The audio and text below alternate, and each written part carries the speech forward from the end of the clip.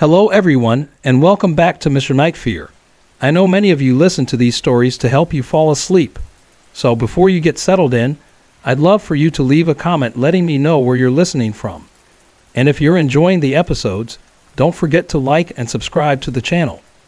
Now, let's get comfortable, relax, and begin.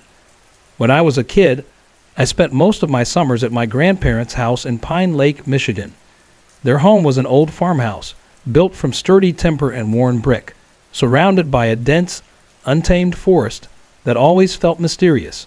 That forest became my playground. I built tree houses, wandered through forgotten trails, and discovered strange remnants hidden among the trees. Rusted car shells, tangled in vines, small streams teeming with fish and wild fruit, like blackberries and grapes, growing freely. To me, the forest was endless, a vast, magical place. In reality, it stretched for about 3 miles, from the edge of the lake to the nearby small town, with fields scattered around it. It was a child's paradise, full of secrets and adventures. Inside the house, there was one thing that always caught my attention: the old grandfather clock in the hallway. It had been assembled by my grandmother's brother from a kit back in the 1930s. By the time I was a child in the late 70s, the clock was already showing its age. My grandfather loved tinkering with it to keep it running. It had an intricate design: gears, weights, springs, and chains all interlocking in a way that fascinated me. The chimes, when they worked, played a series of haunting melodies, sometimes 5, sometimes 7. It wasn't always reliable. Sometimes it chimed beautifully, other times not at all. I'd spend hours watching my grandfather carefully repair it, peering into its complex innards. To me, it was a magic clock. The mechanisms seemed too intricate for my young mind to fully comprehend. It felt special, almost like it was more than just a timekeeper. It was beautiful and mysterious, always leaving me with a sense of wonder. Years passed, and my grandfather died after battling a long illness. On the night he passed away, something extraordinary happened. At midnight, the clock began chiming every melody, one after the other. This continued for 3 nights straight. Then it stopped entirely. The clock still ran, but the chimes fell silent. My family found it eerie, but shrugged it off as a coincidence. Life went on. As the years went by, my grandmother eventually left the old house. She moved into a small apartment in town. And though she had left behind most of the house's old memories, the grandfather clock came with her. It was no longer functional, its chimes silent forever. It sat in her living room as a relic of the past. Then we started hearing something strange. The new owners of my grandparents' house mentioned to our neighbors that they often woke up to the sound of a ticking clock. Sometimes they even heard the mechanism of the clock moving on its own, as though it was cycling the hands. They traced the sound to the hallway where the clock used to stand. Yet the clock was long gone. This continued for about a year, then stopped abruptly after the house was remodeled. The story took an even stranger turn after my grandmother passed. After the funeral, we gathered at her apartment, sharing stories and memories. During one of our conversations, the grandfather clock suddenly chimed. Not just one chime, but every melody, one after the other. It left us all stunned. The clock hadn't been wound in years, and it hadn't worked for as long as anyone could remember. There were no ticking sounds, no signs of life from the clock, until that moment. We exchanged wide-eyed glances, struck by a sense of awe mixed with deep unease. Today, the clock sits in my parents' home. I've spent countless hours cleaning it, restoring the intricate workings, even bringing in a professional clockmaker to fine-tune it. It now runs perfectly, and my mom starts and stops it as she likes. But no matter how many repairs we make, the clock has a mind of its own. Every so often, it will begin chiming on its own, catching us by surprise and filling us with a quiet sense of wonder. This clock has become more than just a timepiece. It feels like a link to something greater. I often wonder if it's somehow connected to the spirits of those who cherished it before us, or if it's a doorway to something beyond our world. When my parents' time comes, will the clock chime for them? And when my time comes, will it chime for me? It's a thought that lingers, much like the sound of its chimes.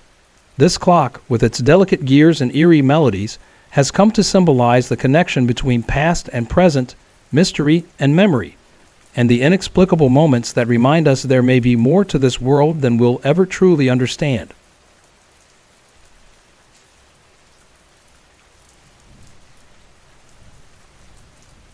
When I was 12, my parents got divorced. My mom and I moved into a small 3-bedroom house for rent. It was affordable, dirt cheap, as my mom would say, and she couldn't pass up the deal, especially given everything that was happening. The house sat on a sprawling piece of land, surrounded by fields that stretched on for miles. It was peaceful, quiet, and seemed like the perfect place to start fresh. Funny enough, I live next door to that house now. By the time I turned 13, I was home alone a lot. My mom worked long hours, and I spent most of my free time exploring the property. There was an old swing set, a tree house that had clearly seen better days, and a large oak tree that seemed like it had been standing there forever. There was even a creek running behind the house that I loved to visit. I spent hours climbing that oak tree, never daring to go too high. I'd sit on one of the lower branches just drawing or lost in thought. But no matter how much I loved that tree, it always gave me a strange feeling, a kind of sadness that I couldn't explain. In retrospect, it was unsettling. Beneath the tree, there were small gray rocks scattered around, almost as if someone had placed them there on purpose. They didn't belong. Whenever I was outside, whether it was in the tree or wandering the property, I couldn't shake the feeling that I wasn't alone. It wasn't terrifying, but it was heavy, like being around someone who was sad, even though they didn't say anything. I'm not sure how to explain it, but it was a quiet, lingering presence that I couldn't ignore. A few weeks after we moved in, I had a nightmare that I can still remember vividly. It played out like a scene from an old movie. I saw a girl, maybe 9 or 10 years old, in what looked like an old farmhouse, much older than ours. She wore a white dress that was dirty and torn, and her long black hair hung down past her elbows. She walked toward a man sitting at a kitchen table, asking him something, though I couldn't hear her words. Whatever she said upset him, and he grabbed her by the arm, dragging her down a dark hallway into a small closet. I was terrified and confused, only 13, unsure of what I was even seeing. I followed them into the hallway, and after the man left, I stood outside the closet, reaching for the doorknob, trying to let her out. But as soon as I touched it, everything shifted. Suddenly, I was inside the closet with her. The darkness was overwhelming. I could hear her breathing heavily, her soft sobs filling the air. I tried to speak to her, to reassure her she wasn't alone, but she didn't hear me. Then she froze, and I heard the sound of a match being struck, quick, sharp, and then the spark. It didn't catch. She tried again, and this time, the match flared to life. She was too close to it, and her hair ignited almost instantly. The flames spread quickly, and as they did, my perspective shifted again. I was back outside the door, hearing her screams, terrible, blood-curdling screams, as she pounded on the door, trying to get out. I wanted to help, but I couldn't move. I woke up drenched in sweat, terrified. At first, I didn't think much of the dream. I told myself it was just my mind processing the stress of my parents' divorce. The feeling of sadness around the property remained, but I pushed it aside, thinking it was all in my head. That is, until the first day of school. I woke up early that morning because my cat was crying to get out of my room. After I let her out, I realized I wasn't sure what time I needed to be ready for the bus, so I decided to ask my mom. But when I opened her bedroom door, I froze. Standing at the foot of her bed was the same girl from my nightmare. She looked exactly the same, long black hair, a white dress. But this time, she wasn't dirty. Her hair floated around her, as though weightless. I slammed the door shut and ran to the kitchen, my heart pounding. My mom, startled by the noise, called out to me. When I finally opened the door again, the girl was gone. I didn't tell my mom what I'd seen. I just asked her about the bus and tried to pretend like nothing had happened. After that, strange things started happening around the house. My stereo would turn on by itself, playing the same song over and over. My stuffed animals would be scattered across the floor. My mom's bedroom door would slam shut on its own. Eventually, I told her about the girl I'd seen, and she admitted that it wasn't the first time a spirit had tried to reach out to her while she was sleeping. Around that time, my mom started reconnecting with her spiritual side. She visited a friend of the family who read tarot cards. At first, the woman made general statements, things my mom could easily relate to, like the stress of the divorce. But during a second reading, the woman said something specific. "I don't want to scare you, but there's a small child in your house. She passed away due to something involving heat." My mom swore she never told anyone about my dream or what I'd seen, but I didn't need the cards to confirm it. I already knew. That was my first real encounter with a ghost. Strangely enough, I'm now neighbors with that house, and the new owners are good friends of mine. When I told them about what happened, they said nothing strange had ever occurred in the house. They hadn't felt anything unusual, even though they were usually very in tune with their surroundings. Why do you think that is? Could the little girl have moved on? It seems unlikely, but why wouldn't she show herself to them? And then there's the oak tree, and those rocks. Even now, looking at that tree makes me feel sad. The rocks are still there, scattered beneath it like they don't belong. Everywhere else is grass and open field, but under that tree, it's different. I still wonder what it all means.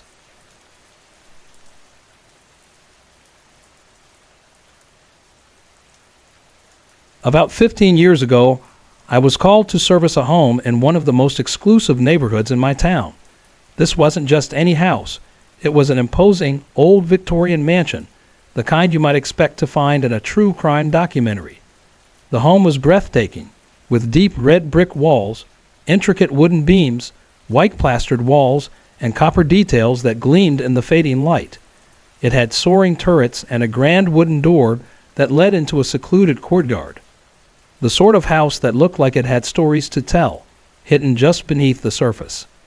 When I arrived, I was met by a young woman in her late 20s or early 30s. She introduced herself as the in-home nurse for the doctor, a title everyone in the house seemed to use, though I later discovered he hadn't practiced medicine in decades. She welcomed me inside and went to inform him of my arrival. The interior of the house looked like something straight out of a historical novel. Rich wooden paneling, plush red carpets, gold-framed mirrors, and an assortment of religious decor, crucifixes, stained glass crosses, and portraits of long-gone popes. It felt almost theatrical, like stepping back in time. The doctor himself appeared shortly after, moving slowly in one of the 3 kitchens. He was an elderly man, probably in his late 80s, using a walker and dragging an oxygen tank behind him. His skin was pale, his lips a deep shade of purple, and his eyes had a sickly yellow hue, yet he had an undeniable presence. Despite his frailty, he greeted me with a smile and a firm handshake. When I casually asked how he was doing, a reflex I regretted almost immediately, he chuckled darkly, replying, "Oh, I'm just dying." I tried to recover, saying, "I'm sorry to hear that," but he simply nodded and said, "It's all right. We can't all live forever." I explained the specifics of my work and asked to be shown to the basement. His response was odd. "Well, I trust you'll take good care of me down there." He exchanged a glance with the nurse, who remained silent but appeared uneasy. There was something in their exchange that unsettled me, though I brushed it off, following the nurse to the basement stairs. At the top of the stairs, the nurse hesitated before motioning for me to go ahead. "I'm sorry, I don't go down there," she said, her voice strained. "It's too spooky for me." When I asked her why, she grew defensive, insisting, "Nothing's wrong. It's just creepy. I haven't been here long enough to get used to it." She mentioned the doctor's longtime caretaker, who had worked with him for 18 years and would normally guide me, but was out running errands. "Even she won't go into the furnace room," the nurse said. "You'll have to find it yourself. Let me know when you're done." With that, she turned and left, leaving me standing at the top of the stairs. Her words echoed in my mind as I descended the narrow, winding staircase. The atmosphere shifted, the oak paneling turning into cold, damp stone as I descended further. The dim, flickering light and the oppressive stillness made the air thick with unease, the weight of the place pressing down on me. The basement was a labyrinth of rooms. To my left, I noticed a formal sitting room behind locked French doors, its furnishings wrapped in plastic. Further down, there was a wine cellar dimly lit by a single bulb, and beyond that, a room filled with outdated exercise equipment and a medical bath stained with rust and mold. Every room seemed untouched, as if abandoned long ago. Eventually, I found the furnace room. The massive rusted furnace stood in the center like a forgotten relic of another time. The air in the room was suffocatingly stale, and the silence felt so profound it seemed to press on my eardrums. As I worked, my flashlight flickered across a small desk cluttered with dusty tools. Some of the objects looked familiar, but others were disturbingly out of place. Razors, scalpels, and old medical bags. It suddenly occurred to me that these were surgical instruments. A cold shiver ran down my spine. I followed the pipes to a dark corner behind the furnace, where the shadows seemed to swallow the light. That's when I saw it, a small, crude door made from weathered planks. A rusty chain hung loosely from the handle, and as I brushed past it, the chain swayed slightly, nudging the door open. My flashlight illuminated deep, jagged scratches on the inside of the door, as if something, or someone, had tried to claw their way out. Beyond the door was a tiny room, barely 4 to 6 feet. Inside there was an old wooden chair, a desk, and a torn white comforter scattered across the cement floor. Dust covered everything, but the room felt alive with an oppressive energy. On the door, faded words were scrawled in a shaky hand, "The Sinner's Den." The realization hit me like a punch in the gut.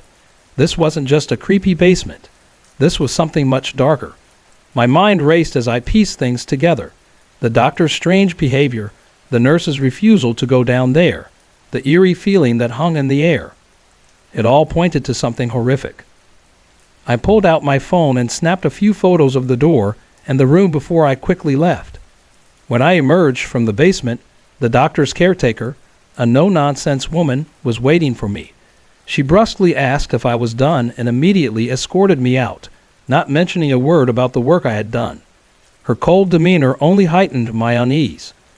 Back at the office, I shared the photos and my story with the management team. They filed a report with the police, and a few weeks later, a newspaper clipping arrived in my mailbox. It revealed that the doctor, who had recently passed away, had confessed to abducting several people over the span of 40 years. The police were investigating his connections to numerous unsolved missing persons cases. Even now, the memory of that basement haunts me.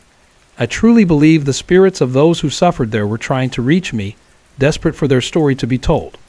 If I hadn't found that room, their fate might have remained buried, just like the room itself.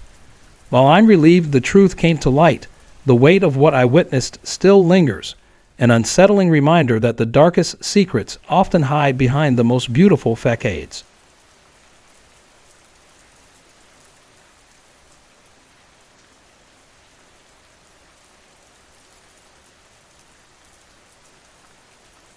It happened about 10 years ago when I was around 14 or 15 years old. I was working night shifts with my mom, helping her deliver newspapers. It was a strange and unsettling time for me. Unexplainable things seemed to happen every day, and I couldn't shake the feeling that something was wrong. One of our deliveries was to a house right next to an old, forgotten park. It was a park no one visited anymore, but every single night I'd see a little girl on the swings. The first time I saw her, I couldn't help but feel concerned. She couldn't have been more than 4 or 5 years old, and it was nearly 2 a.m. I mentioned it to my mom, but she brushed it off, saying there was no one there. To be sure, she had me wait in the van while she checked the park herself. But when she came back, she told me no one was there. Over the next month, though, the girl started to become a constant presence. Every night, without fail, she'd be there, sometimes on the swing, sometimes wandering near the broken-down playground. I became curious and tried to find out who she was. I searched the area for any reports of missing children, but came up empty-handed. At first, I thought she was just a lost child, maybe someone who had tragically met their end. So I expanded my search to missing children from neighboring towns, but there was no record of her anywhere. As time went on, however, my feelings toward her began to shift. She didn't seem innocent anymore. There was something older about her, something disturbing that I couldn't quite place. Every time I saw her, the feeling of unease only grew. I started getting these intense headaches, and the nausea became unbearable. Eventually, it got so bad that I couldn't even stand up for nearly 2 days. That's when my mom, who wasn't religious, got so worried she called a local church for help. The priest suggested we pray, but no matter what we did, things didn't improve. In fact, they only got worse. One night, I had the worst headache yet. I couldn't keep my eyes open. I begged my mom to take me home. She drove me back, a quick 5-minute drive, and left my brother to finish the route with her. My sister stayed behind to care for me, placing a cold cloth on my forehead and making sure the room was dark and quiet. I finally fell asleep on the couch, and she went upstairs to bed. That's when the nightmare began. What felt like just moments after I drifted off, I was jolted awake by a blood-curdling scream coming from upstairs, my sister's room. I opened my eyes and saw that all the lights were on. Ignoring the throbbing pain in my head, I ran upstairs, but as I did, something wasn't right. Instead of finding myself in my sister's room, I was in the van, parked right next to the park. Confused and disoriented, I looked around and saw her standing just a few feet away from the van. It was pouring rain, and I called out for her to get inside. She started walking toward the van. But as she got closer, I realized it wasn't her. It was the little girl from the swings. She looked directly at me with those cold, emptied eyes, then smiled. Her voice, sweet but unnerving, echoed through the night as she said, "I found you," before letting out a high-pitched giggle. I bolted awake, back on the couch, but I couldn't move. I was paralyzed in fear, sleep paralysis. I could hear the same eerie giggle echoing in my head, and no matter how hard I tried, I couldn't scream, couldn't move, nothing. It felt like an eternity before my mom rushed through the door, and suddenly, I could move again. I fell off the couch, sobbing uncontrollably. She told me she'd felt uneasy ever since leaving and had come back to check on me. Only 20 minutes had passed since she dropped me off. I told her about the nightmare, and she became convinced that something was terribly wrong. She called our friend Jay, who was Wiccan, to ask for help. Jay immediately suspected something demonic, or at least malicious, but she couldn't be sure. She promised she'd come out to help, though she lived a 12-hour drive away. The next night, I was back out there with my mom. Too frightened to ask to stay home, I chose to sleep in the van instead. I don't remember much of what happened after that, but my mom later told me something I'll never forget. When she returned to the van, I was sitting up, smiling at her. When she asked why, I simply started giggling. She told me to stop, but I just tilted my head, smiled wider, and said, "I found her. She's mine now," before giggling again. That was enough to send my mom into a panic. She yelled my name, and I snapped out of whatever trance I was in. I had no memory of what had just happened. My mom called Jay again, and she immediately flew out to help us. Jay performed a blessing and a smudging ritual of the house and my room, praying for protection from whatever dark force had taken hold of me. It seemed to work. After that night, the little girl never returned, and I haven't seen her since. But to this day, I don't know what that entity was. Maybe it was a demon, or maybe something darker. Whatever it was, I hope I never cross its path again.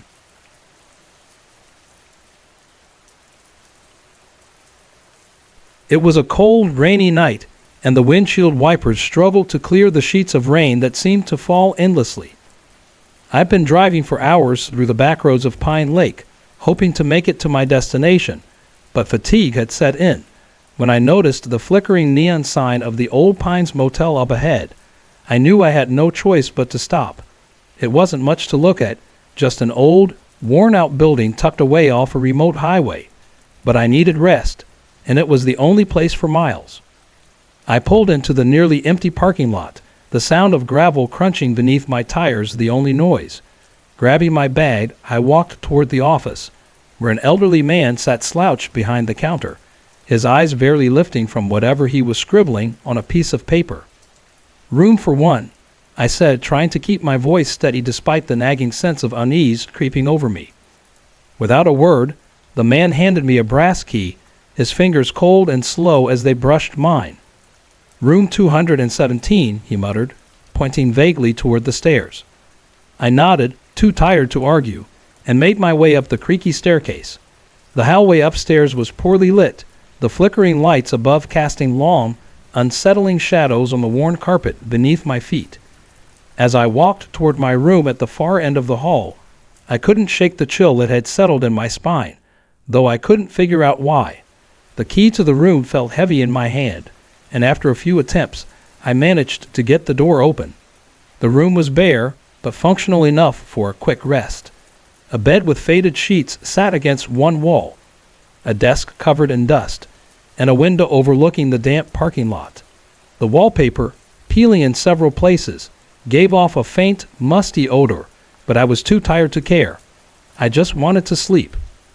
After a quick shower, I sank into bed, the steady sound of rain against the window acting as a lullaby. But sleep didn't come easily.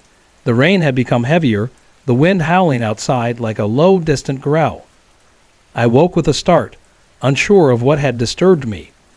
At first, I thought it was just a bad dream, but then I heard it, the unmistakable sound of something scraping against the door. My heart thudded loudly in my chest. The sound came again, followed by a soft click, the door handle turning, just a little. "Hello," I called out, my voice trembling despite my best effort to stay calm. The scraping stopped, but the handle kept turning, slow and deliberate.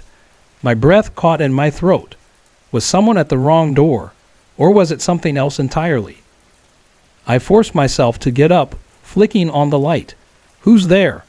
I demanded, my voice louder now, though my heart was hammering in my chest. "I'll call the police if you don't leave." The handle stopped moving. For a long moment, all I could hear was the sound of the rain outside, growing heavier. Then slowly, I heard the sound of footsteps retreating down the hall, heavy and deliberate. I stood there frozen for a moment, the fear creeping up my spine. Who would try to enter a room in the middle of the night? I grabbed my phone with shaking hands and dialed the front desk. It took me a few tries to get the number right. "Old Pines Motel." The old man's voice answered, sounding unusually irritated. "Someone just tried to get into my room," I said quickly. "I'm in 217. Can you check it out?" There was a long pause on the other end. "Could have been the wind," he said, his voice dismissive. "This old place makes a lot of noise." "No, I'm sure," I insisted. I heard the door handle turning. Another sigh. "All right, I'll come check it out." I hung up, my anxiety creeping higher as I waited, but no one came. Minutes passed. I peeked through the peephole. The hallway was empty, the dim light casting eerie shadows against the walls. Something wasn't right. I opened the door slowly, stepping into the quiet corridor. The carpet was threadbare, and my footsteps were muffled by the worn fibers as I made my way toward the stairs. But then I heard it again, the unmistakable sound of footsteps following behind me. I turned around, my blood running cold. A tall figure stood at the far end of the hall, shrouded in shadows. He held something metallic in his hand. A key, like the one the old man had given me. "You lost?" he asked, his voice low and unnervingly calm. I opened my mouth to speak, but the words caught in my throat. The man smiled, his expression cold, not at all friendly. "We just want to make sure our guests are comfortable," he said, his words carrying an unsettling weight. That was all I needed to hear. Without a second thought, I turned and ran down the hall, not stopping until I was outside in the cold, driving rain. I jumped into my car, my hands trembling as I started the engine and sped off into the night, not daring to look back. As I drove away, I couldn't shake the feeling that the Old Pines Motel wasn't just an abandoned roadside stop. It was something darker, something much more sinister, and I knew, without a doubt, that I would never go back.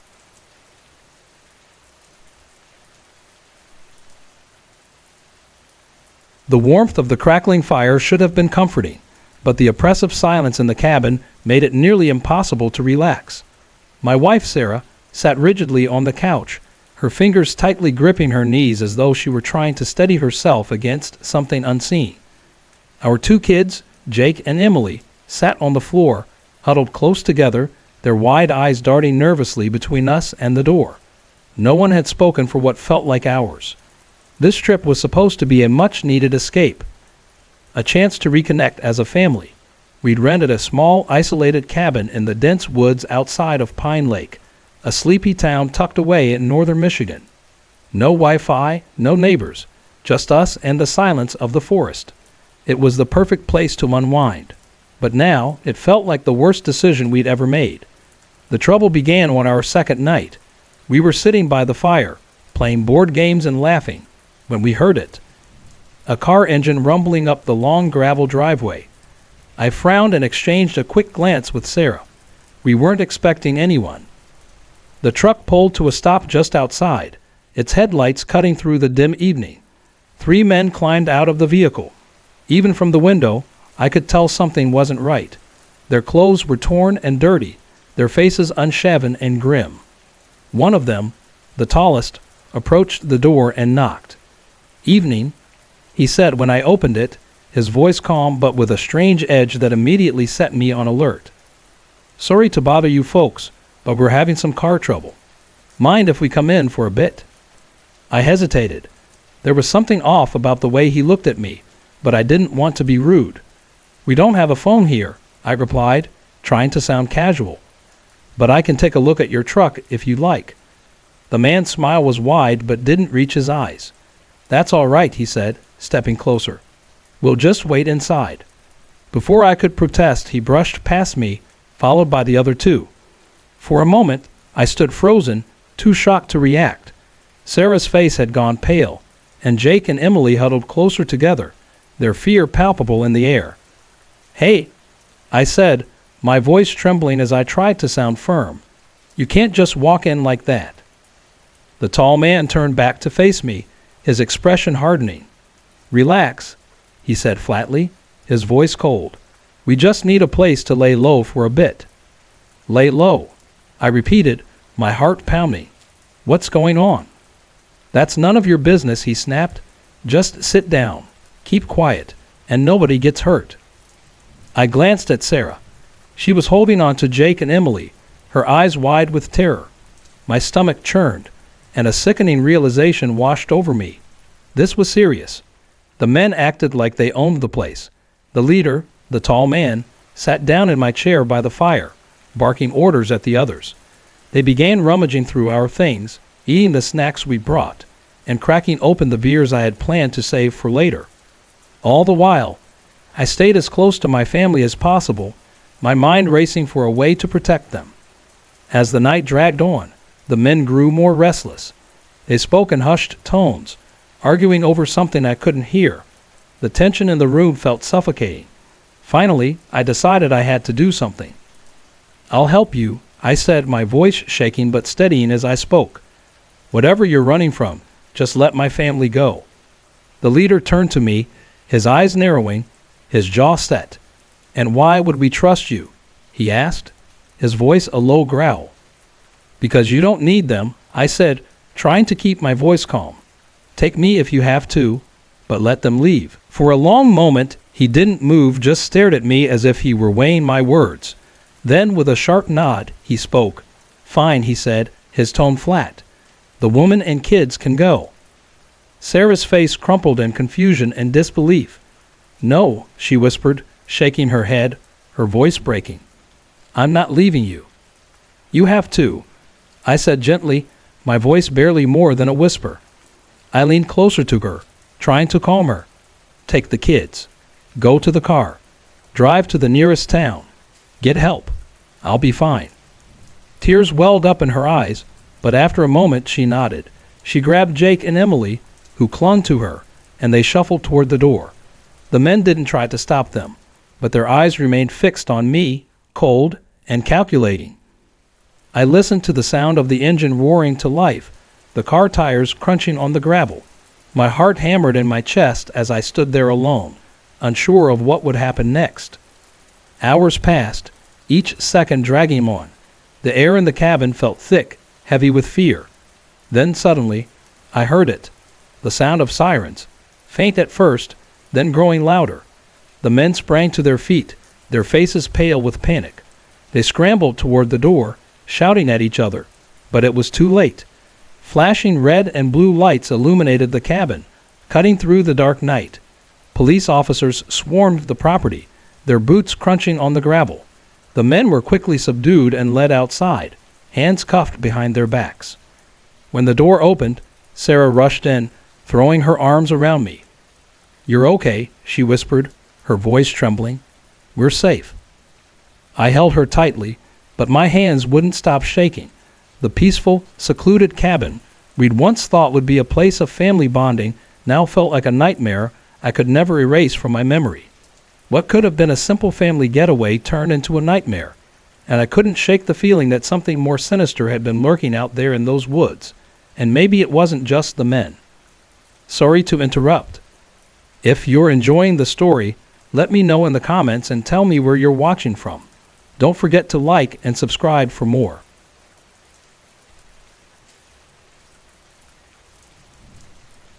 The night shift at Pine Grove Storage was always quiet. My job was simple. Sit in the cramped office, keep an eye on the security cameras, and sip on coffee to stay awake.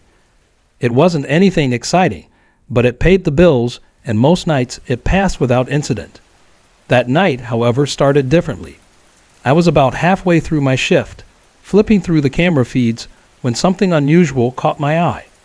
On one of the monitors, a shadow moved, just for a moment, across a section of the storage facility that should have been empty. I leaned in closer, squinting at the screen. Maybe it was just a trick of the light, but as I focused, the shadow flickered again, this time near Unit 17. A chill ran down my spine. The storage units were supposed to be vacant at this hour, and the gates were locked tight. I tried to brush it off. Maybe it was just a loose tarp or a stray raccoon, but something about it didn't sit right with me. After a moment of hesitation, I grabbed my flashlight and headed into the dimly lit corridor. The air was cool, almost damp, and the hum of the overhead lights buzzed softly in the silence. My footsteps echoed off the concrete floor, amplifying the eerie quiet and making me feel more isolated with every step. When I reached Unit 17, everything appeared normal. The door was shut, and there was nothing out of place. I waved my flashlight around the area, inspecting the rows of metal doors stretching into the dark. But there was nothing, no signs of disturbance, just the cold emptiness of the storage space. Just as I was about to turn back, I heard it, a faint noise like a soft shuffle of feet. My heart skipped a beat, and I spun around, the beam of my flashlight shaking in my grip. That's when I saw it. Standing at the far end of the corridor, barely visible in the dim light, was a figure. Tall and unnaturally still, their face pale and glowing in the gloom. Their eyes, dark and empty, seemed to pierce straight through me. I froze, unable to breathe. "Can I help you?" I managed to say, my voice barely more than a whisper, trembling with fear. The figure didn't respond. Instead, it tilted its head slowly, almost curiously, as if studying me. The motion was deliberate, unhurried, and disturbingly calm. My pulse hammered in my ears as I stood frozen in place, unable to look away. Then, just as quickly as it had appeared, the figure turned and began walking away. It moved with an eerie grace, gliding into the shadows at the end of the corridor. I didn't wait to see where it went. I bolted back to the office, slamming the door behind me and locking it. My hands trembled as I fumbled for my phone, but when I glanced back at the monitors, the figure was gone. The screen showed nothing but the empty, silent storage facility. The rest of the night was a blur. I couldn't take my eyes off the screens, every flicker of movement making me jump. But the figure never returned. By the time my shift ended, the first light of dawn was creeping through the windows, and I felt both relieved and unnerved. When my manager arrived, I told him everything. I explained what I had seen, the pale figure, the eerie silence, and the sense that something wasn't right. But he just laughed, brushing it off like it was nothing. "Probably a homeless guy," he said, shaking his head with a chuckle. "Or maybe you were just tired. I didn't argue, but I knew what I had seen. And even now, as I think about that night, I can't shake the feeling that whatever was in that building wasn't human. Every time I pass that place, I feel a chill, as though something is still watching me from the shadows.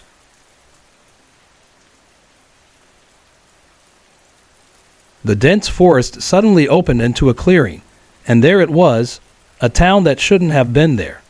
Small, weathered cottages with sagging wooden roofs lined the edges of the clearing, thin plumes of smoke rising from old brick chimneys. The scene looked like it belonged to a time long forgotten, maybe the 1800s, its preservation impossible to believe. I froze, my breath catching in my throat, unable to comprehend what my eyes were telling me. I'm Emma, a photographer with a passion for capturing the untouched beauty of America's wilderness. I was hiking deep in the Smoky Mountains, looking for places that seemed lost to time, when I stumbled upon this village. It wasn't on any map I had, and there were no signs of the modern world nearby. The eerie silence around me pulled at my curiosity, urging me to step closer. As I moved toward the village, the air seemed too still, unnaturally so.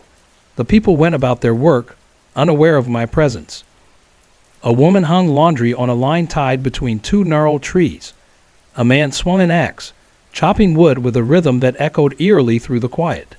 Children played nearby, their laughter oddly muted as they pushed wooden toy cars through the dust. The scene seemed peaceful, even idyllic, but there was an unsettling feeling gnawing at me. I lifted my camera, eager to capture this strange, forgotten corner of the world. I aimed at the woman hanging the laundry, but as I focused, she suddenly stopped. Her head jerked toward me in a swift, unnatural motion, as if her neck had been cranked too quickly. Her face was eerily smooth, expressionless, too perfect, like a porcelain doll's. Our eyes met, and a cold shiver ran down my spine. Then, without warning, she screamed. The scream was sharp, hollow, like it came from somewhere deep within the earth. It didn't belong in that peaceful setting. In an instant, the air shifted. The entire village froze. Then, as one, every person turned to face me. Their eyes were dark, empty, like those of a corpse, their expressions vacant, devoid of any emotion. In perfect synchrony, they began to move toward me, their steps too uniform, too precise to be human. Fear exploded in my chest. My body screamed at me to run, and I obeyed instinctively, sprinting into the woods. My heart raced as I darted through the thick trees, the towering pines blurring past me. I didn't dare look back, terrified of what I might see. When I finally reached my car, my breath was ragged, and my hands shook uncontrollably as I fumbled with the keys. Once inside, I locked the doors and started the engine. The hum of the car's motor cut through the eerie silence as I sped down the narrow, winding road. But in the rearview mirror, I saw something.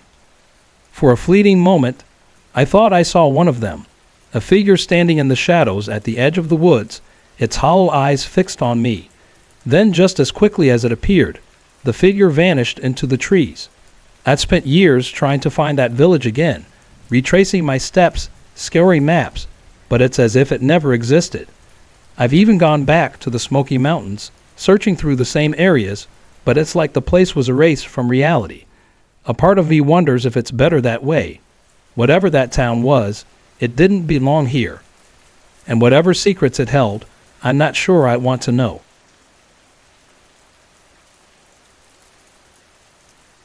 The old farmhouse stood at the end of a narrow, overgrown road, its silhouette outlined against the dark, brooding clouds. The rain came down in sheets, soaking me to the bone. My car had broken down about a mile back, and with no cell service and no sign of help, the farmhouse seemed like the only refuge in sight.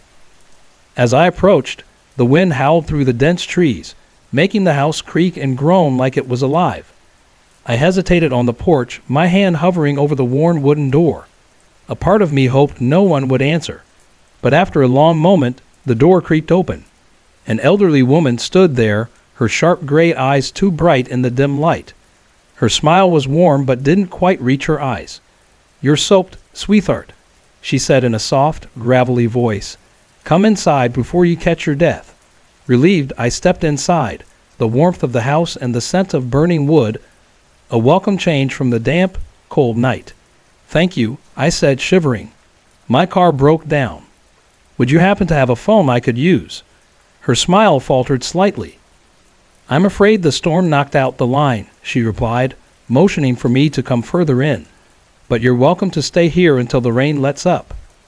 She introduced herself as Martha, and soon her husband Tom appeared, quiet and polite, with a distant look in his eyes, offering me a subtle nod.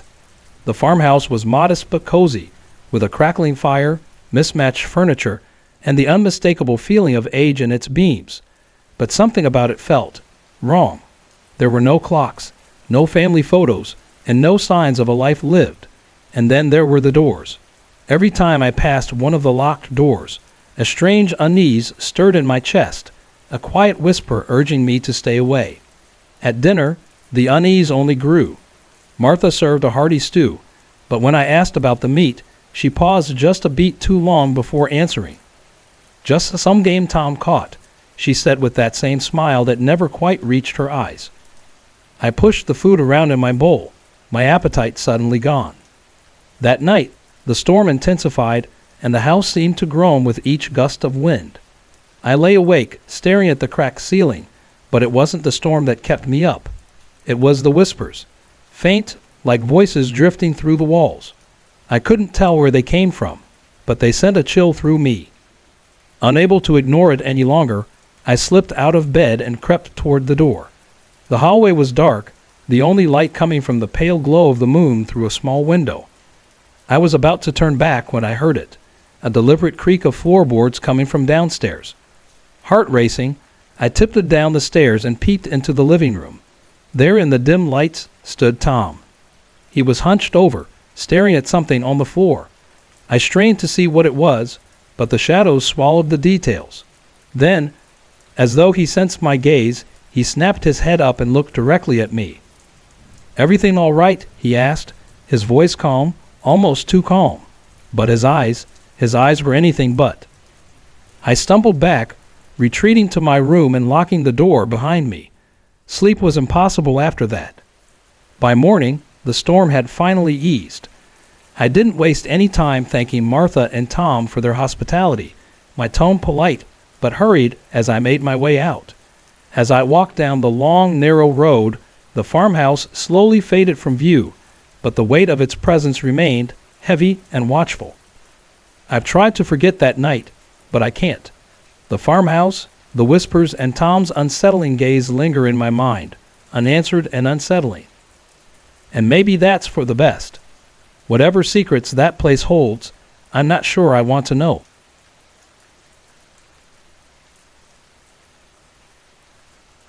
The rain hammered down in sheets, a relentless storm beating against the roof of my old pickup truck as I drove along the deserted highway. My headlights barely cut through the darkness, their weak beams bouncing off the slick, water-covered road. The world felt distant, muffled by the downpour. Then I saw him. A man stood at the edge of the road, his figure barely visible in the thick rain. His clothes were soaked through, and his arms stretched out, thumb pointing north, the universal sign for a ride. I tightened my grip on the steering wheel, unease settling over me like a heavy fog. Picking up a stranger in the middle of nowhere, at this hour, wasn't something I usually did, but the rain fell around him like a curtain, and there was something in his posture, something quiet, desperate, that made me slow. Against my better judgment, I pulled the truck to a stop and rolled down the window. "You need a ride," I called out, trying to sound casual despite the knot in my stomach. The man took a step closer, water dripping from his hair and jacket. His face was unnervingly calm, almost too calm. "If you're headed north," he said in a voice that was smooth and measured, "I'd appreciate it." I hesitated, the rhythmic sound of the rain filling the silence between us. Then, with a resigned sigh, I unlocked the door. "Get in."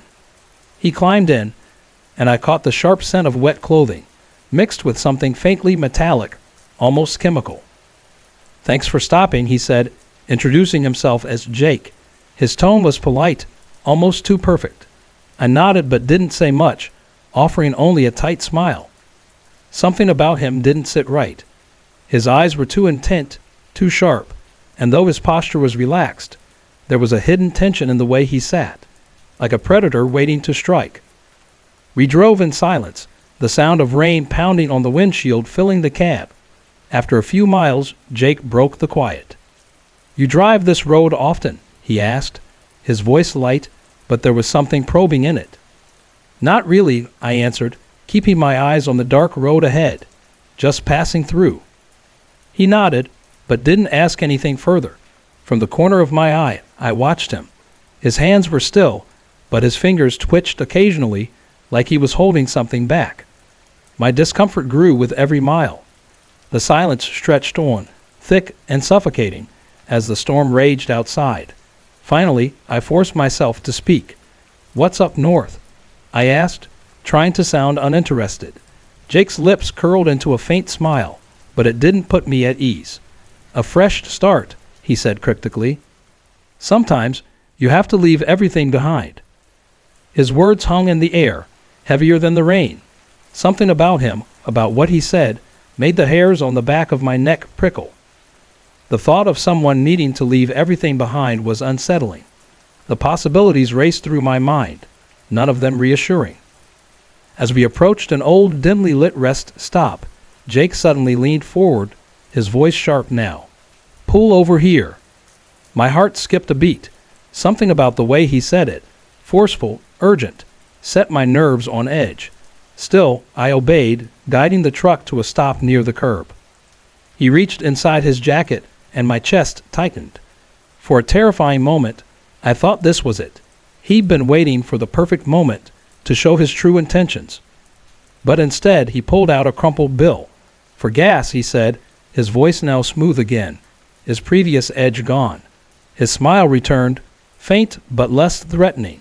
Without another word, he opened the door and stepped out into the downpour. I watched him disappear into the storm, his silhouette swallowed up by the darkness as the rain seemed to erase him from existence.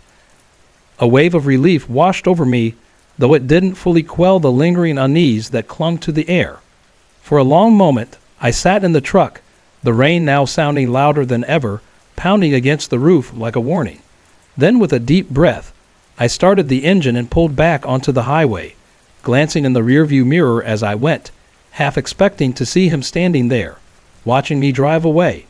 I never saw Jake again, but that night has stuck with me like a scar that never fully heals. And sometimes, when I drive that same stretch of road, I find myself glancing at the side of the highway, half expecting to see him standing there again, his thumb out, waiting for his next ride.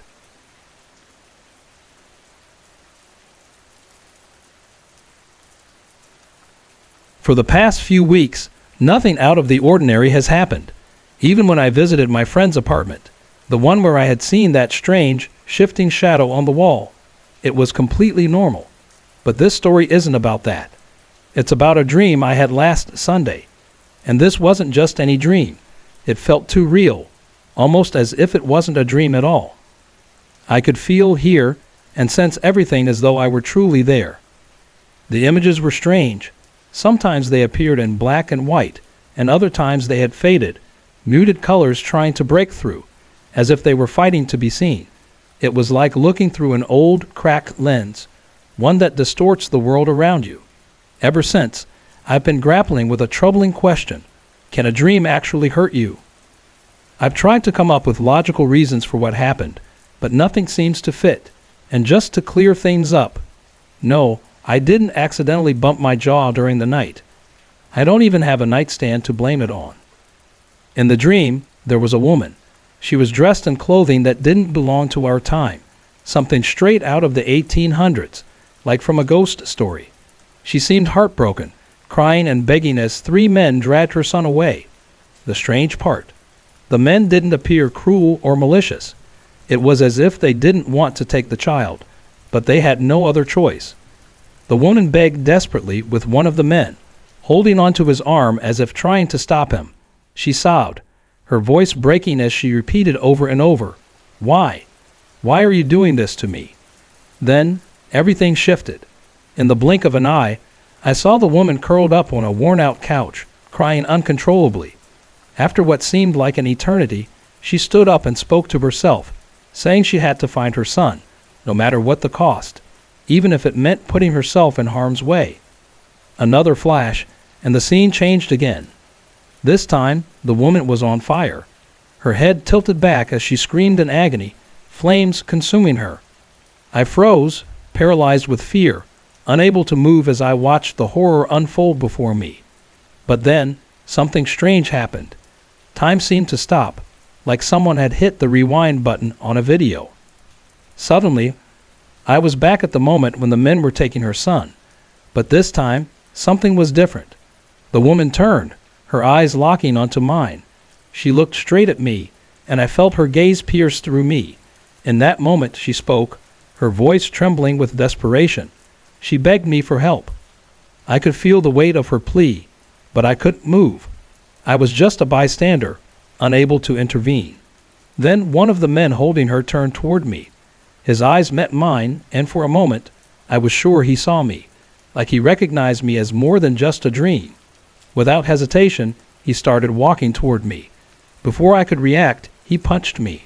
The impact was sharp, and that's when I woke up.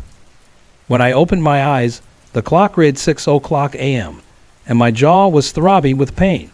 It hurt to move it, and I couldn't open my mouth fully without feeling a sharp, uncomfortable ache. I finally managed to move it a little, but when I laid back down, I heard something, a voice. It was soft but clear. "I'm so sorry," it whispered. I froze, my heart racing, and pulled the blanket over my head like a kid hiding from the boogeyman. Even now, my jaw doesn't feel quite right. It clicks when I move it in a certain way, like when you line up your teeth for a smile and then open your mouth. It shifts slightly to the right and makes this faint popping sound. I'm planning to see a doctor about it, but I can't shake the fear. Every morning since that dream, my jaw hurts. It's not as bad as the first day, but the ache is still there. So, what do you think? Could a dream really cause something like this? Or is there something else at play here?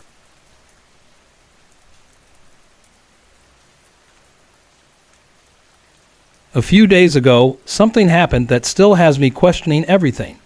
It was a cold winter afternoon, and as usual, I had all the windows and doors shut tight to keep the chill out. I was walking into the kitchen when, just as I passed the pantry, I was hit by a sudden, strong floral scent. It smelled sweet, like a strong perfume. It was pleasant, but completely unexpected. I was so caught off guard that I stopped in my tracks. I turned around, retracing my steps to the pantry, trying to figure out where the smell was coming from. But by the time I reached the pantry, it was gone. Just like that. Completely vanished. The scent wasn't faint. It was strong, impossible to miss. For it to appear out of nowhere and disappear just as quickly made my stomach churn with unease. The house I live in isn't particularly old, about 30 years, but my family and I have been here for 6 years. In all that time, nothing like this has ever happened before. But now, I'm convinced there's something, or someone, else here. This wasn't the first strange thing to happen here. 6 months ago, something else occurred. At the time, I brushed it off as my imagination. It was early in the morning, and my baby daughter had woken me up for a feeding. I was barely awake, sitting up in bed, trying to keep my eyes open. As I blinked, struggling to wake up, I saw a figure standing at the foot of the bed, on my husband's side. It looked like a young person, maybe in their early teens. They were just standing there, staring at him. The moment felt so real, so vivid, but when I blinked again, they were gone. I didn't tell anyone about it. I was sure it was just my exhaustion playing tricks on me. But after smelling that fragrance the other day, I'm not so sure anymore. I can't shake the feeling that we have a presence in this house, one that doesn't belong to this world. This isn't the first time I've experienced something unexplainable. A couple of years ago, something happened at work, something I'll never forget. It was early evening, and I had just finished organizing my work for the weekend. My husband was downstairs, checking his emails, and I was upstairs with our oldest daughter, who was about 6 months old at the time. The two of us were the only ones in the house. My daughter was sitting on my lap, standing with her tiny hands gripping my shoulders. Suddenly, she turned her head to look at a corner of the room. She just stared at it, completely transfixed. "What are you looking at?" I asked softly, turning my head to see what had caught her attention. Her eyes were wide with awe, as if she was seeing something incredible. I couldn't see anything. There was nothing in the corner. No objects, no lights, just an empty space. But she didn't stop staring. Then, after a moment, her head turned, as if she was following something moving across the room. She now looked toward the opposite corner, still in a trance. "What are you looking at?" I asked again, feeling a chill creep up my spine. I turned to follow her gaze. Out of the corner of my eye, I saw it, a brilliant flash of light, like a golden spark. It was quick, just a blink, and when I turned to look directly, there was nothing there. I glanced back at my daughter. She was still looking at the same spot, but now she had a huge smile on her face. She couldn't talk yet, but her expression said it all. Whatever she saw, it made her happy. As strange as that moment was, I didn't feel afraid. Whatever it was didn't seem threatening. But now, after everything that's happened, my daughter's fascination, the floral scent, and the figure at the foot of my bed, I can't ignore the signs anymore. I'm sure there's something beyond what we can see, and it's sharing this space with us. What do you think? Could these be random coincidences, or is there something more to these experiences?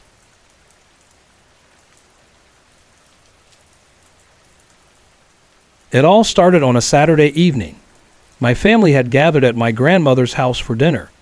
She was making one of her famous meals, and we all knew this was going to be one of those big get-togethers. We arrived around 5:30 p.m., but the food was still cooking. Since my family was the first to arrive, there wasn't much to do.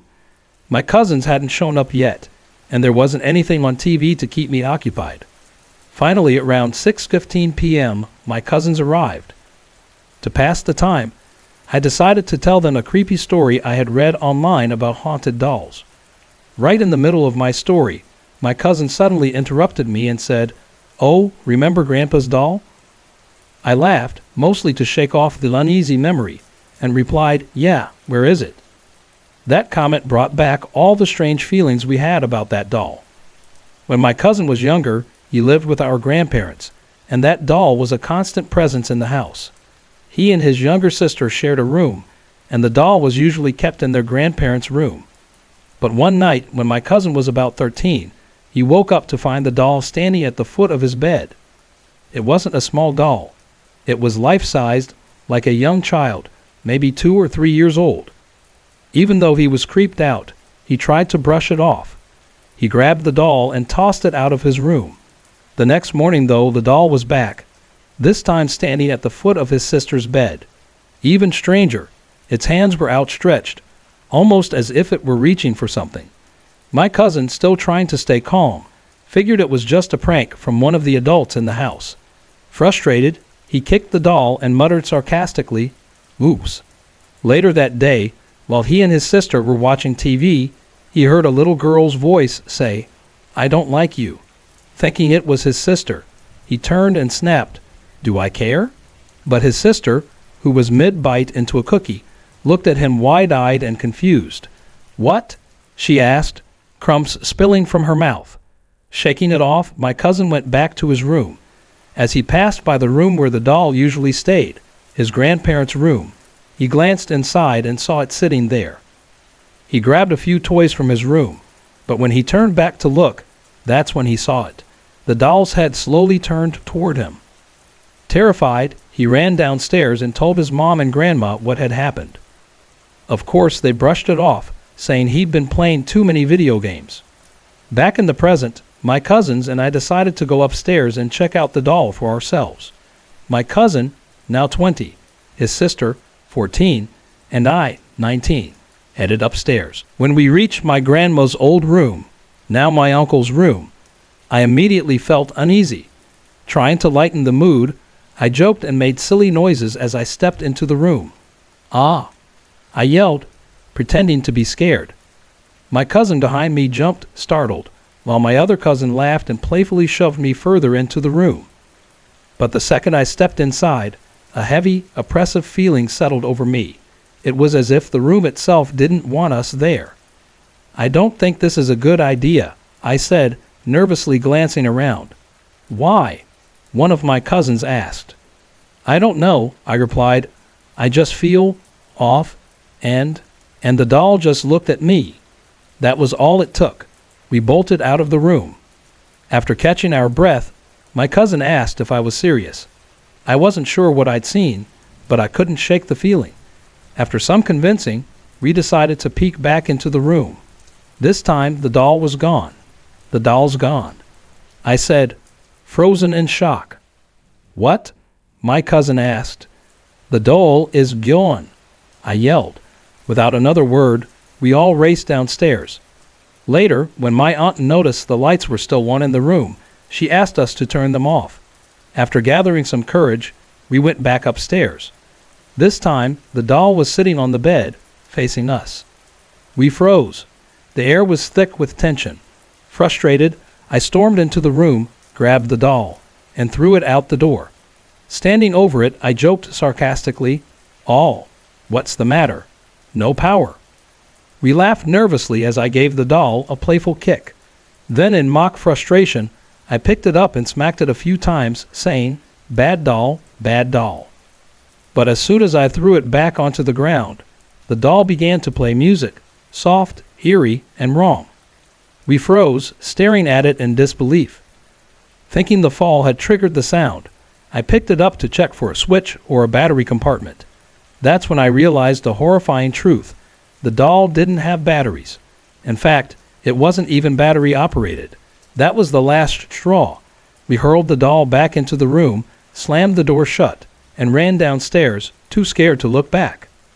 Hey everyone, I put a lot of effort and heart into creating these videos just for you.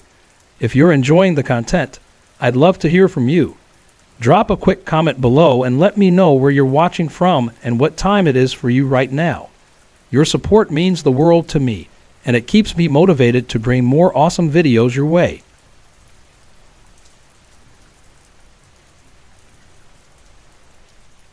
The old fort on the edge of town had been constructed in 1802, built by the early settlers to defend against local threats. By 1813, during the War of 1812, U.S. forces captured the fort. They briefly used it as a base to push into the frontier, but were halted in their efforts after bitter battles. The fort was retaken by the British that December, after the Americans withdrew. As they retreated, the Americans set fire to the nearby town of Ravenwood, leaving the town in ruins. Tragically, as a harsh winter storm rolled in, many residents perished in the cold, having been left with no shelter. Fast forward to today, the fort stands as a well-known historic site, a popular stop for tourists. Some come to learn about the history, others for something more unusual. One crisp autumn evening, I found myself trailing behind the rest of the group during a ghost tour. Having already been on the tour, I didn't feel the need to hear the stories again, so I struck up a conversation with the guide. I asked him if he'd ever experienced anything strange during his time working at the fort. What he told me left me unsettled. He shared several eerie stories from his own encounters with the supernatural, both in broad daylight and deep into the night. Once, at 3 a.m., he saw two men dressed in old military uniforms, struggling to move an old speaker. As he approached them to offer help, the figures looked up at him. And just like that, they vanished into thin air. There were also reports of children, dressed in clothes from the 1800s, playing a game of ball on the field. Some tourists thought they were part of a reenactment, but the children would vanish as quickly as they had appeared. One visitor said she turned her back for just a second, and when she looked again, the field was empty. Inside one of the old buildings, the guide described how visitors had seen a young girl standing on the staircase. She was always dressed in a tattered, old-fashioned nightgown with blonde hair. She never said a word, and after a moment, she would fade away into the shadows. Though the guide's stories were chilling, it was my wife's and my niece's personal experiences that really haunted me. My wife's encounter happened during a tour of the fort, much like the one I was on that evening. As the darkness deepened, she saw the pale white crossed bands of a British soldier's uniform off in the distance. She assumed it was part of the tour, but when she asked the guide about it afterward, he told her they don't use actors to stage such things. What she had seen, he insisted, was something else entirely. Years later, during a Thanksgiving dinner, I mentioned the fort again. That's when my niece, who was in high school at the time, spoke up. She had visited the fort a few years earlier as part of her class trip. Intrigued, I asked her to share her experience. She told me how they had spent the day learning about life as a soldier in the 1810s. Actors in period costumes guided them through history, showing them the tools and life of that era. But as night approached, their teachers gave them strict instructions. No matter what, if they saw anyone in period clothing outside their group, they were not to approach them. The teachers had made it clear, do not speak to them, do not engage. At first, my niece had thought it odd, but she didn't question it much at the time. When I asked for more details, she recalled two unsettling events. The first was when the group spotted a man standing in a doorway, just watching them. He looked so out of place that none of the kids dared approach him. Later, in one of the blockhouses, they saw a little girl sitting quietly on the stairs. My niece described her as blonde, wearing a ragged nightgown. The girl didn't speak a word, and when the group returned to the room after their activity, she had vanished. When I shared the ghost stories tied to the fort, including the girl in the nightgown, my niece went pale. She said the description matched her experience exactly. A few days later, she brought it up with her former teacher. The teacher confessed that she knew of the fort's haunted reputation but had kept it a secret from the students. She even admitted to having seen the girl and the strange man herself, but had kept calm, fearing it would spook the kids. Some say the tragic events surrounding the fort and the town created the perfect conditions for hauntings. It's even considered one of the most haunted places in the country, with the fort at its epicenter. While I can't say for sure, the stories surrounding this place are difficult to dismiss. What do you think happened here? Have you ever experienced something like this?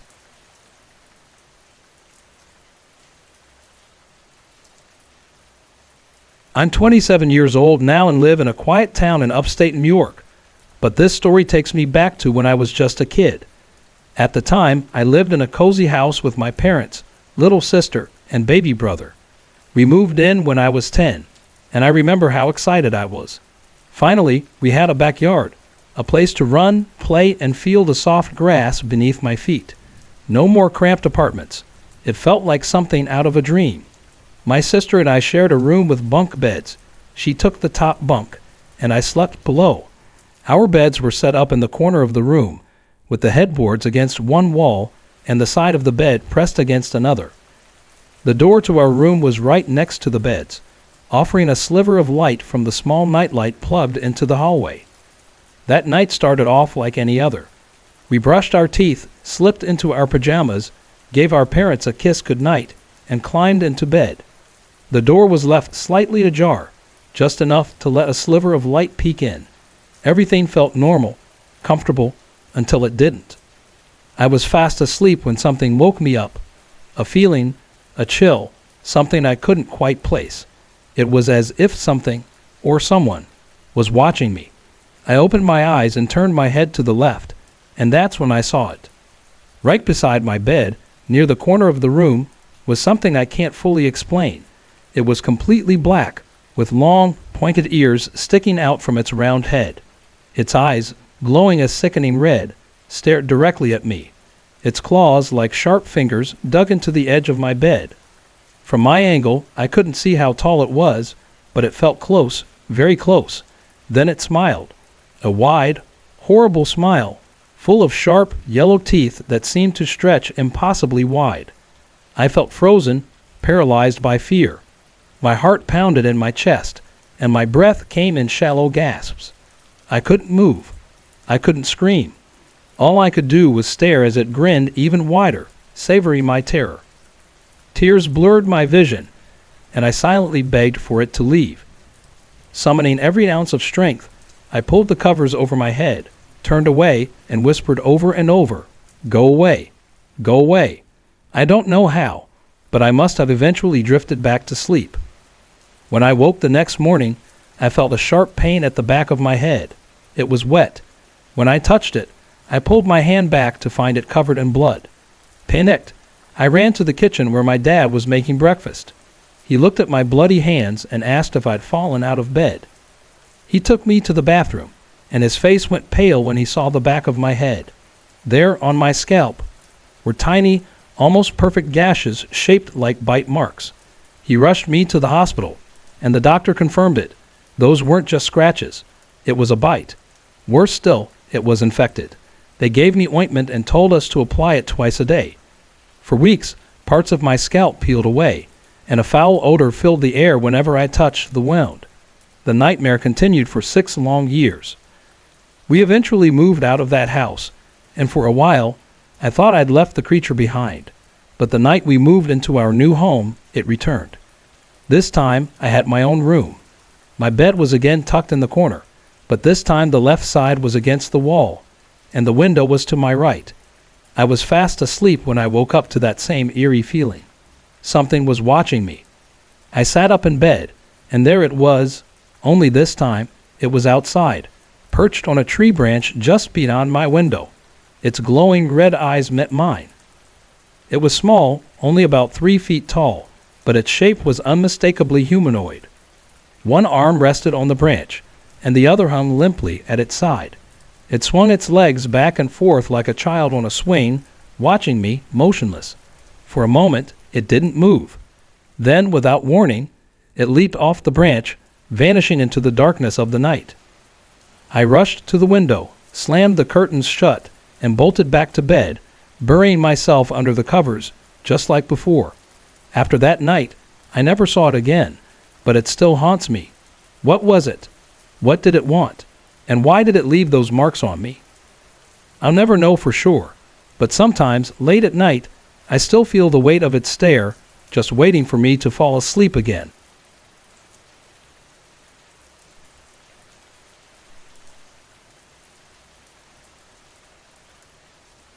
It was the summer of 2018 when my wife and I decided to take a weekend trip to the small town of Harpersville, Virginia.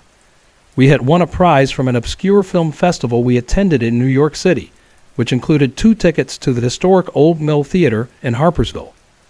Though our film didn't win any awards, I was fortunate enough to win a draw for the tickets, and we decided to make a weekend of it. We booked the tickets for the following summer to see a classic play, The Devil's Bargain. As the date approached, I realized we needed to find somewhere to stay. Harpersville is known for its charming, yet often overpriced bed and breakfasts, which felt too extravagant for our budget. I've always been frugal, thanks to my Midwestern upbringing, so I searched for something more affordable. That's when I stumbled across the Black Oak Inn. The price was far more reasonable, and they had a room available for the night we needed. The Black Oak Inn was a quaint little place, only 5 rooms, all located on the 2nd floor above the restaurant and bar. There were no staff on site after hours, and guests were given keys to both their rooms and the main door. We stayed in the captain's room, a small yet cozy space with an antique bed that had a curious name, the Widow's Rest, possibly due to its small, narrow frame. We turned in around midnight. At around 2:00 a.m., I was suddenly jolted awake by a loud bang coming from downstairs.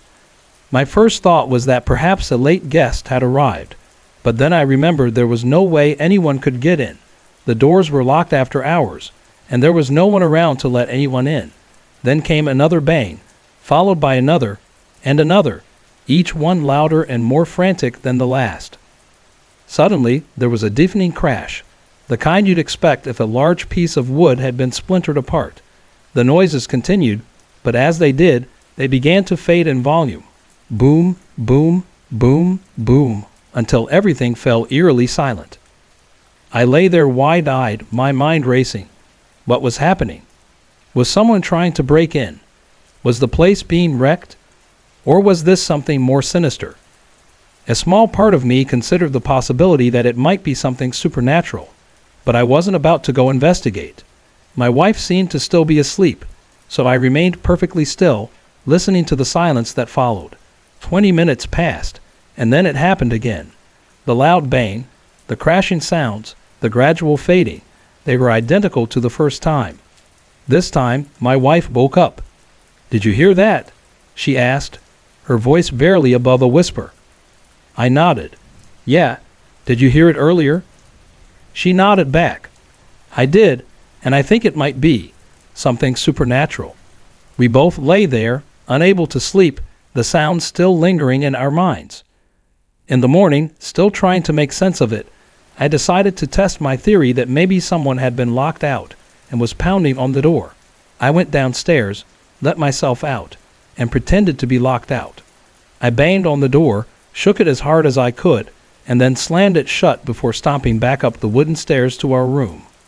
When I walked in, my wife was staring at me confused. Was that you making all that noise? She asked. Yeah, I replied, but does it sound like what we heard last night? She shook her head.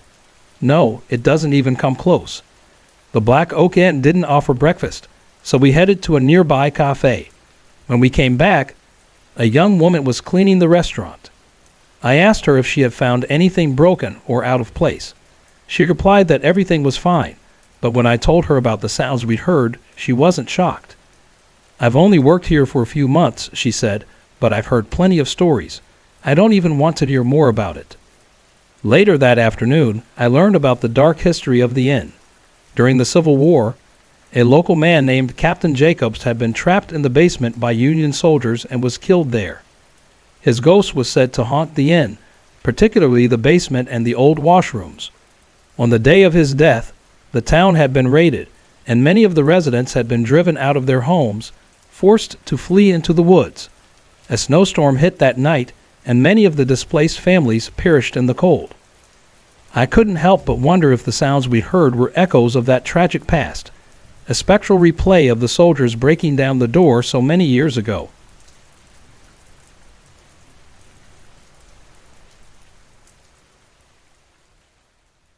It was a cold, foggy night in the small town of Pine Lake, nestled deep in the heart of New England, a place where history lingers and old houses sit abandoned on forgotten streets.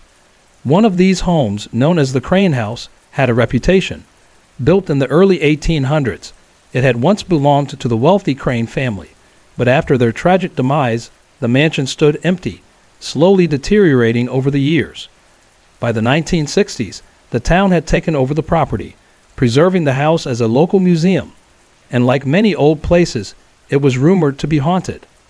I worked as a maintenance worker for the town, and Crane House was one of the many properties I helped care for. Over the years, I'd heard all kinds of stories. Staff members and tour guides often spoke of the Crane family's tragic history, their mysterious disappearances, and the supposed ghostly occurrences within the house. One of the most popular tales was about Sarah Crane, the youngest daughter, and her ill-fated suitor. According to the story, he had arrived at the house one evening in a state of disarray, disheveled, confused, and agitated.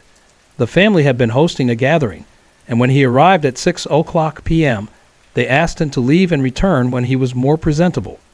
He left the house, but never came back. The next day, he was found dead in a nearby river, having apparently fallen from his horse. His watch had stopped at exactly 6:00 p.m., the same time he'd arrived at Crane House. Though I was intrigued by the story, I never paid much attention to the rumors of hauntings. I asked a few of the staff members if they had ever experienced anything strange, and they all said no. Even a tour guide who had worked there for over 20 years said she had never seen anything out of the ordinary. Then, in January 2005, the furnace in Crane House broke down during a particularly cold stretch of winter. It was a Saturday night when the boiler completely failed, leaving the house freezing by morning. Another worker handled the repairs that weekend, but the boiler kept malfunctioning throughout the week. Parts that had been replaced just a few months ago were suddenly failing. By Friday, I was on call. That night, I went out with my friend Doug and decided to stop by Crane House to check on the boiler. I didn't want to risk having to make an emergency trip the next morning. Doug, who had a new digital camera, was eager to join me and take some photos of the house. We arrived around 11:30 p.m., and after disabling the alarm, I went down to the basement to work on the boiler. While I made the adjustments, I gave Doug a little tour of the house.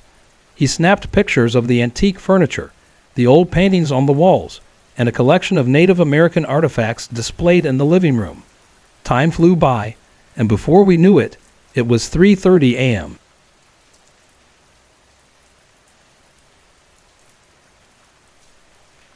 We decided to step outside to put my tools in the car before returning to lock up. As we walked through the kitchen, I stopped in my tracks. There, just inside the staff room doorway, were a pair of black leather shoes, old-fashioned, low-heeled shoes. They were positioned as though someone had just stepped out of them, but there was no one there. I stared at them, trying to make sense of what I was seeing. Doug was right behind me, but when I looked at him, I noticed something was wrong. Doug suddenly bent over, clutching his face. He gasped, "It feels like my face is turning inside out." Just moments later, I felt it too. A strange, sharp electrical sensation crawling up from my face to the back of my neck. It wasn't just discomfort. It was almost unbearable. After what seemed like an eternity, the sensation suddenly stopped, as if it had drained out of the top of my head. Shaken, I turned to Doug and asked him to take a picture of the shoes, but he didn't move. He just stood there, staring blankly ahead. I repeated myself, but he didn't respond. I figured he must have left his camera in the car, so I started heading to the alarm panel to lock up. But Doug didn't follow me. He remained in the kitchen, hunched over. "Doug, get over here." I called, needing him to shut the door so I could arm the alarm. Still, he didn't move. I yelled louder, and finally, he shuffled toward the shoes. Instead of stepping over them, he knelt down, slipped his fingers into the shoes, and carefully set them on the stairs nearby. Then, without a word, he closed the door behind him.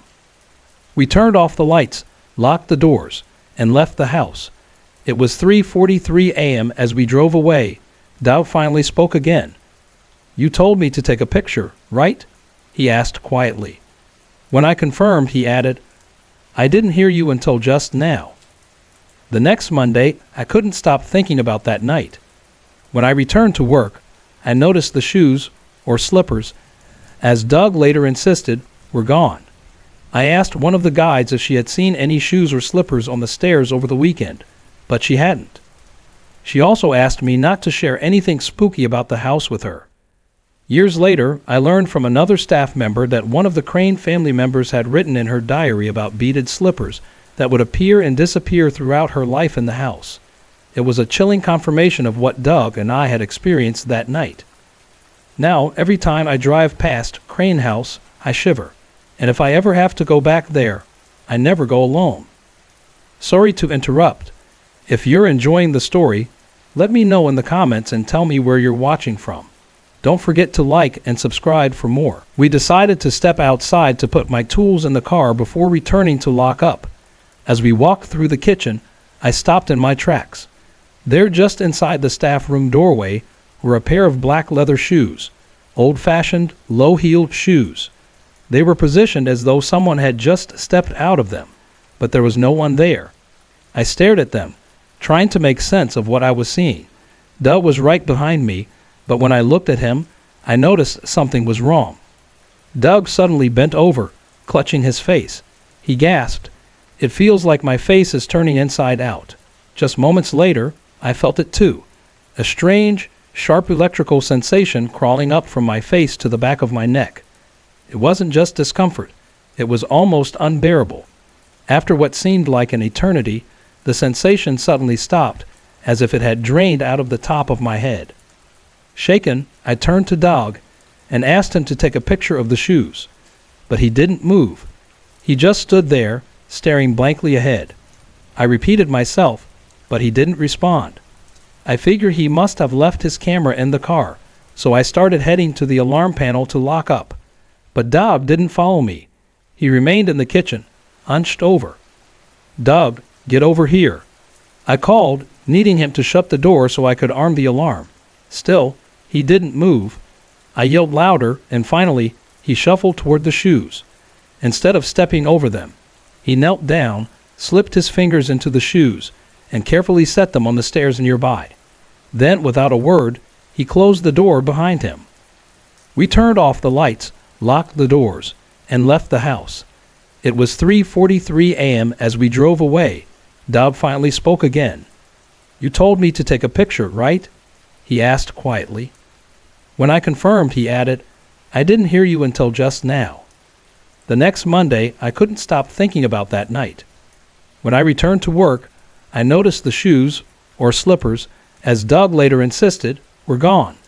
I asked one of the guides if she had seen any shoes or slippers on the stairs over the weekend, but she hadn't. She also asked me not to share anything spooky about the house with her. Years later, I learned from another staff member that one of the Crane family members had written in her diary about beaded slippers that would appear and disappear throughout her life in the house. It was a chilling confirmation of what Doug and I had experienced that night. Now, every time I drive past Crane House, I shiver, and if I ever have to go back there, I never go alone. Sorry to interrupt. If you're enjoying the story, let me know in the comments and tell me where you're watching from. Don't forget to like and subscribe for more.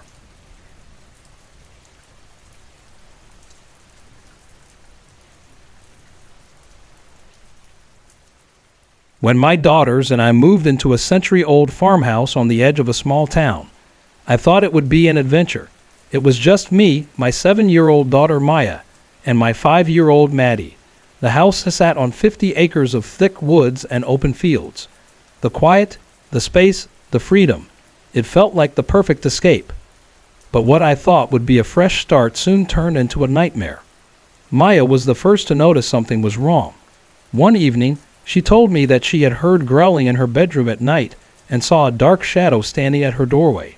She was certain that Maddie had been talking to someone, specifically, a girl named Charlotte, with long red hair, who, according to Maya, seemed to hate her. Maddie denied it, but Maya wouldn't let it go. Meanwhile, I kept finding the back door wide open, even though we had installed a heavy-duty lock. Twice, I woke to the sound of loud banging on that door in the middle of the night. But when I went to check, there were no signs of anyone outside, not even footprints in the snow. Our Doberman, a loyal protector, started acting strange. He would bark at the walls, stare into empty corners, and even growl at the closet door. Sometimes he'd back away slowly, as if something was lurking there that even he was afraid of. That was when I knew it was time to leave. I told the landlord we were moving out and decided we would all sleep in the living room, together, until the lease was up. The worst part was the smell. No matter how clean we kept the place, a horrible stench, like rotting meat, began seeping from the upstairs. My father, who lived nearby, checked the attic for dead animals, but there was nothing.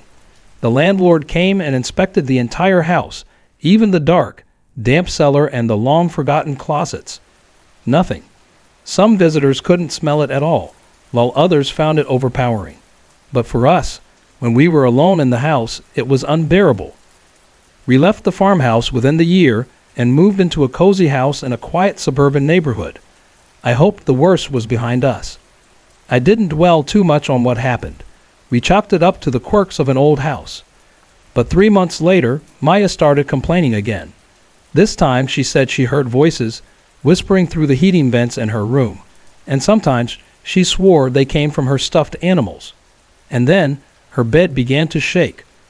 I told her it was just her imagination, but one night I was jerked awake by her terrified screams. I rushed to her room and found her pressed against the headboard, wide-eyed with fear. She told me she had tried to run to my room, but when she looked down the stairs, she saw a small boy crouching at the bottom. As soon as she locked eyes with him, he shot up the stairs with an unnatural speed. I told her everything was fine, trying to calm her down without fully dismissing her fear. I said, "There's nothing in this house that can hurt you. I'm the biggest and strongest thing here, and anything bad would be too afraid of me." But just as I spoke those words, I felt a sudden cold rush of air, sweeping over my body, from my head down to my left arm and leg. It vanished almost instantly, but it left me shaken. I didn't tell Maya. After that, things escalated quickly. Maya started seeing 3 tall, dark figures with glowing red eyes. One of them, she said, had its head nearly severed. Maddie started hearing loud bangs coming from her closet at night. Both girls refused to sleep alone, and even our dog began pacing around the house again, barking at the windows and growling at the fence. One night, while sleeping in Maddie's room to keep an ear out for the noises, I heard loud thumps from the closet. Thinking it was the cat, I turned on the light and opened the door. It was empty. The final straw came one evening when Maya saw something outside. She had been drawing at her desk when she suddenly called Maddie and me to the window. She said she saw a figure sitting on the sidewalk across the street, staring up at her window. She described it as a mix between a man and something monstrous, almost like a baboon. Maddie saw it too. The next morning, we found 3 long, deep scratches on the wall downstairs, as if something had raked its claws across the surface. They had gone so deep they had cut through the paint and into the drywall. None of us could explain how they got there. Maya's sleep paralysis began shortly afterward. She told me she would wake up frozen in place, unable to move, while a shadow figure crept closer. Soon, the shadow men were joined by huge shadow spiders crawling along her walls. I felt helpless. I took Maya to see a psychiatrist, who diagnosed her with anxiety and bipolar disorder and started her on medication. She began regular counseling sessions, but Maya was certain she wouldn't get better in that house. She told me the house had bad energy. So in 2014, we moved into a brand new house by the water. I thought a fresh start would finally help her. For a while, it seemed to work. The first few months were peaceful, but then the sleep paralysis returned, along with the shadow figures. Maya started seeing orbs of light floating through the hallway. She even named one of the shadow figures, convinced it was watching over her. She described seeing a girl with black blood pouring from her mouth and beings surrounded by glowing white light. The doctors kept adjusting her medication, but the visions didn't stop. Maya was otherwise a healthy, vibrant girl, but her mental health deteriorated with every passing week. Now, her medical team wants to enroll her in an inpatient program 2 hours away. It's a 6 to 10 week stay where they'll likely change her medication. Maya doesn't want to go. As her mother, my heart breaks at the thought of her being so far away. I'm torn between what my head tells me this is the best option for her, and what my heart tells me, which is to keep her close, to protect her.